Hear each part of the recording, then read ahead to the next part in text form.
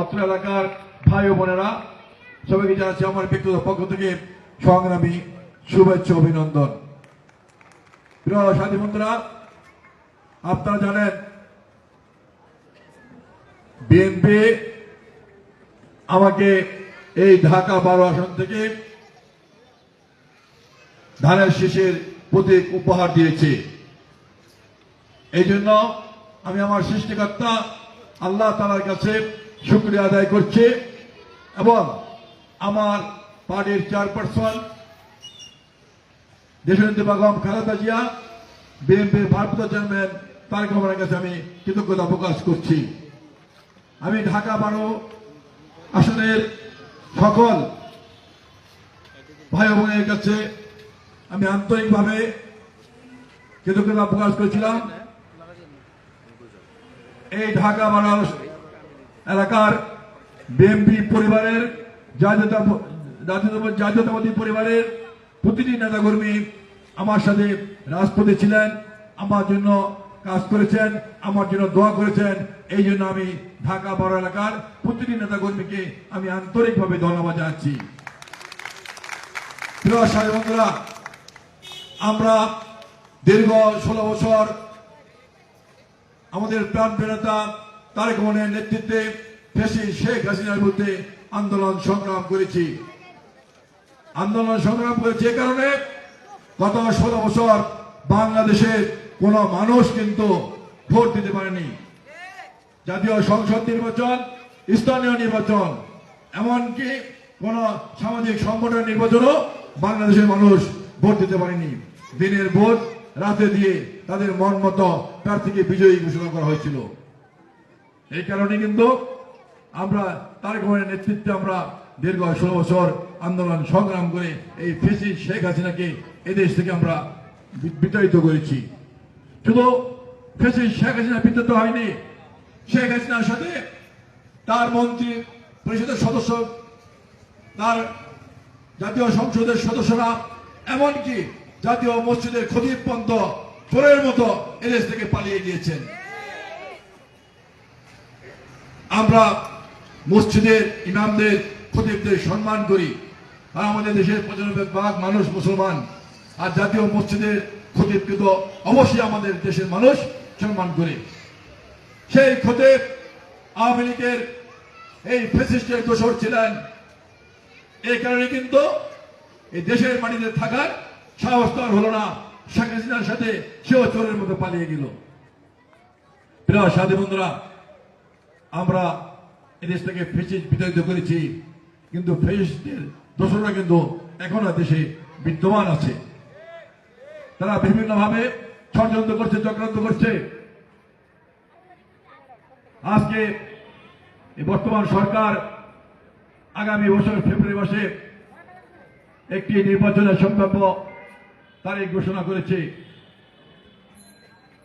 আমরা মনে করি আগামী ফেব্রুয়ারি মাসে যে নির্বাচন হবে, বাংলাদেশের মানুষ সেই নির্বাচনে সবাই ভোট দিতে পারবে। বাংলাদেশের ভোট, বাংলাদেশের নির্বাচন মানে একটি আনন্দমুখর পরিবেশ থাকে, ঈদ উৎসব থাকে। বাংলাদেশের মানুষ যাকে ইচ্ছা, যাকে ভালো লাগবে, যাকে পছন্দ করবে, তাকেই ভোট দিবে। এই যে ভোটের উৎসব, ভোটের আনন্দ গত 16 বছর বাংলাদেশের মানুষ কিন্তু পায়নি। সেই ভোটের আনন্দ, ভোটের উৎসব পাওয়ার জন্য বাংলাদেশের তরুণ সমাজ, যুব সমাজ অপেক্ষা করছে। কিন্তু আজকে দেখতে পাচ্ছে দু একটি দল, কয়েকটি গোষ্ঠী আজকে সেই ভোটকে, সেই ভোটের উৎসবকে, সেই ভোটের আনন্দকে আজকে ধ্বংস করার জন্য চক্রান্ত করছে, ষড়যন্ত্র করছে। প্রিয় সাথী বন্ধুরা, এই গোষ্ঠীটি কারা এটা বুঝতে হবে। আপনারা জানেন স্বাধীনতা যুদ্ধের সময় একটি দল স্বাধীনতা যুদ্ধের বিরুদ্ধে ছিল। এই দলটি পাকিস্তান সরকারের পক্ষে ছিল। স্বাধীনতা যুদ্ধের সময় পাক হানাদার বাহিনী যখন বাংলাদেশের সাধারণ মানুষকে হত্যা করে, এই দলটি পাক হানাদার বাহিনীকে সহায়তা করেছে বাংলাদেশের মানুষকে হত্যা করার জন্য। এই দলটি স্বাধীনতা যুদ্ধের সময় পাক হানাদার বাহিনীকে সহযোগিতা করেছে বাংলাদেশের মামুনের ইজ্জত নষ্ট করার জন্য। এই দলটি কিন্তু স্বাধীনতা যুদ্ধের সময় বাংলাদেশের অনেক মানুষকে হত্যা করে তাদের ব্যবসা প্রতিষ্ঠান, তাদের বাড়িঘর দখল করে নিয়েছে। বিভিন্ন ধর্মের মানুষকে কিন্তু হত্যা করে তাদের ব্যবসা প্রতিষ্ঠান তারা দখল করে নিয়েছে। আজকে তারা বড় বড় কথা বলছেন। এই দলটি বাংলাদেশের স্বাধীনতা চাননি, বাংলাদেশের মানচিত্র চাননি, বাংলাদেশের পতাকা চাননি। আমাদের নেতা শহীদ রাষ্ট্রপতি জনমান মুক্তিযুদ্ধের ঘোষণা করেছিলেন। তিনি মুক্তিযুদ্ধ ঘোষণা করে ক্ষান্ত হননি।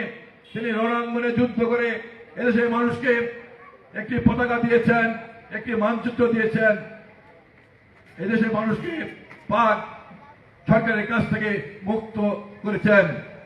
প্রিয় সাথী বন্ধুরা, এই দলটি আজকে এই বাংলাদেশের এই ভোটের বিরুদ্ধে, বাংলাদেশের মানুষের বিরুদ্ধে আজকে চক্রান্ত করছে, ষড়যন্ত্র করছে। এই দলটি প্রতিষ্ঠিত হয়েছিল ব্রিটিশদের আমলে। ব্রিটিশ থেকে যখন পাকিস্তান এবং ভারত ভাগ হওয়ার কথা ছিল, তখন কিন্তু পরিষ্কারভাবে বলা হয়েছিল যেসব এলাকায় মুসলমানদের সংখ্যা বেশি সেই সব এলাকা নিয়ে হবে পাকিস্তান, আর যেসব এলাকায় হিন্দু সম্প্রদায়ের ভাইরা বেশি সেই এলাকা নিয়ে হবে ভারত। এই দলটি কিন্তু তখনও মুসলমানদের বিরুদ্ধে গিয়েছিল, তারা কিন্তু ভারতের পক্ষে ছিল। এই দলটির আমির মাওলানা মওদুদী এই দল প্রতিষ্ঠা করার পর থেকে কিন্তু ইসলামের বিরুদ্ধে চক্রান্ত শুরু করেছেন, ইসলামকে ধ্বংস করার জন্য চেষ্টা করেছেন। এই দলটির প্রতিষ্ঠাতা মাওলানা মওদুদী তার বইতে লিখেছেন এবং বক্তব্য বলেছেন, আমাদের প্রিয় নবী হযরত মুহাম্মদ সাল্লাল্লাহু আলাইহি ওয়াসাল্লাম জীবনে অনেক ভুল করেছেন। এই ভুলের জন্য তার তওবা করা উচিত ছিল, তিনি তওবা করেন নাই। অর্থাৎ দেখুন, আমাদের প্রিয় নবী নিষ্পাপ, আল্লাহ তাআলা তাকে নিষ্পাপ হিসেবে এই দেশে পাঠিয়েছেন, কিন্তু জামাতের প্রতিষ্ঠাতা বললেন তিনি অনেক ভুল করেছেন। আরেকটি কথা তার বইতে লিখেছেন, বলেছেন ওই সময় অনেক যুদ্ধে আমাদের নবীজি এবং সাহাবীরা পরাজয় করেছেন। কেন পরাজয় করেছেন? আমাদের নবীজি এবং সাহাবীরা লোভী ছিলেন। লোভের কারণে নবীজি এবং সাহাবীরা ওই সময় যুদ্ধে পরাজয় বরণ করেছিলেন। আমাদের নবীজি লোভী ছিল? এই মাওলানা জামাতের প্রতিষ্ঠাতা মাওলানা মওদুদী বলেছেন। আজকে সেই জামাতি আজকে বাংলাদেশে তার ওস্তাদ যে কথা বলেছে তারাও কিন্তু একই কথা বলছে। তার ওস্তাদ জামাত সৃষ্টি করেই ইসলামের বিরুদ্ধে বক্তব্য দিয়েছে, ইসলামকে ধ্বংস করার চেষ্টা করেছিল। আর এই স্বাধীন দেশে জামাত আজকে নূতন করে আমাদের দেশে বসে এই বাংলাদেশের 95% মানুষ মুসলমান, আমরা ধর্মপ্রিয়, আমরা ধর্মকে ভালোবাসি, আমরা ইসলামকে ভালোবাসি। এই দেশে বসে আজকে ইসলামকে ধ্বংস করার জন্য চেষ্টা করছে এই দেশে জামাত ইসলাম।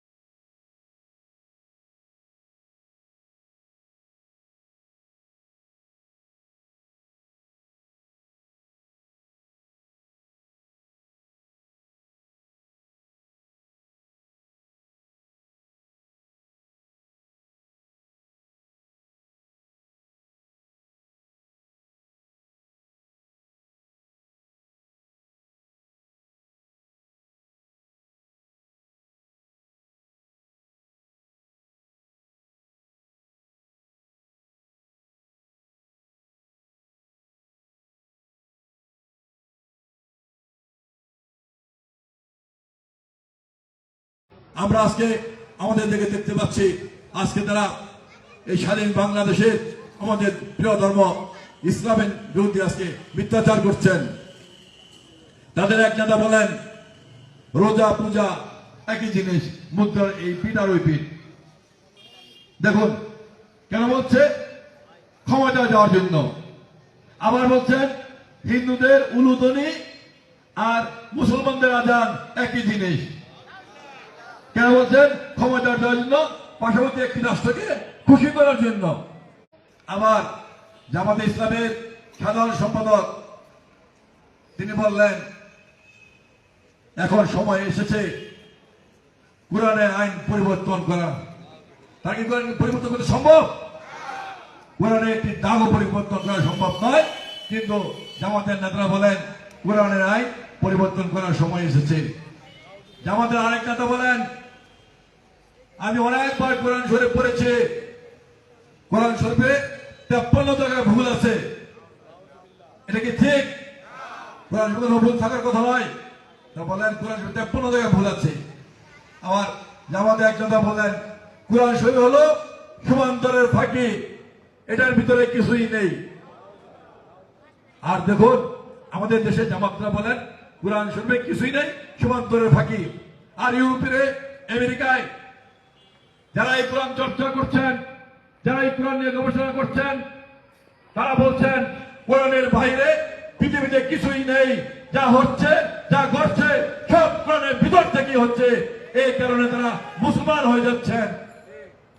ইউরোপে, আমেরিকায় কিন্তু মুসলমান হওয়ার সংখ্যা একটু বেড়ে যাচ্ছে, কারণ তারা দেখছেন কোরআনের বাইরে কিছুই নেই, কোরআনই পৃথিবীর সবকিছু।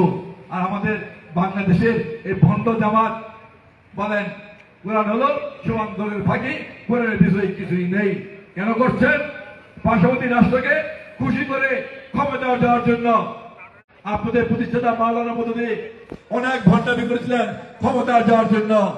পাকিস্তানের মানুষ কিন্তু এই ভণ্ডামি কারণে আপনাদেরকে কখনো ভোট দেয় নাই, কখনো ক্ষমতায় যেতে দেয়নি। বাংলাদেশের মানুষও কিন্তু এই আপনাদের এই ভণ্ডামির কারণে আপনাকে ক্ষমতায় যাওয়ার কোন সুযোগ দিবে না ইনশাল্লাহ। আমি শুধু তরুণ সমাজের, যুব সমাজের কাছে একটি আহ্বান জানাতে চাই, যে দলটি স্বাধীনতা চাইনে, যে দলটি বাংলাদেশের মানচিত্র চাইনে, যে দলটি বাংলাদেশের পতাকা চাইনে, যে দলটি এদেশের স্বাধীনতার সময় যুদ্ধ করেনি, স্বাধীনতার বিরুদ্ধে ছিল, সেই দলটিকে কখনো ভোট দেওয়ার সুযোগ করে দিবেন না, ভোট দিবেন না, দিবেন না।